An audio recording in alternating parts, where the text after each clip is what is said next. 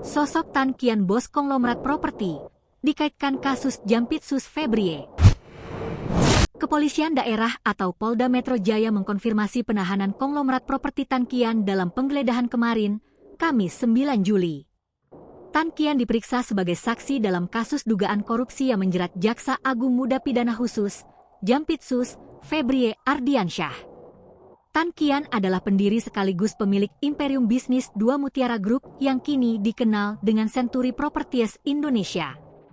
Mengutip situs Millennium City, Century Properties Indonesia merupakan pengembang Millennium City, kawasan kota mandiri terpadu di Parung Panjang. Grup pengembang ini juga berada di balik The Ritz-Carlton Jakarta, The Pacific Place SCBD, dan JW Marriott Hotel Jakarta serta masih banyak lagi. Nama Tan Kian pernah masuk dalam daftar 40 orang terkaya di Indonesia versi majalah Forbes.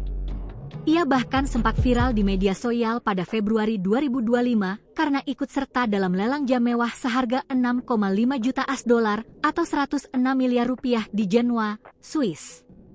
Kejagung sempat mengaitkan nama Tan Kian dengan dua kasus, yakni korupsi PT Asabri pada 1995 hingga 2000 korupsi Asabri pada 2012 hingga 2019. Penegak hukum menemukan dugaan Tan Kian berperan sebagai penyedia properti untuk mencuci uang hasil korupsi dari kedua kasus tersebut. Dalam kasus korupsi Asabri 2012 hingga 2019, Tan Kian diduga terlibat dengan terpidana Beni Cokro dalam pembangunan apartemen mewah South Hills di Kuningan, Jakarta Selatan. Dalam perkara tersebut, Tan Kian menyediakan tanah dengan status clean, free and clear untuk pembangunan proyek tersebut.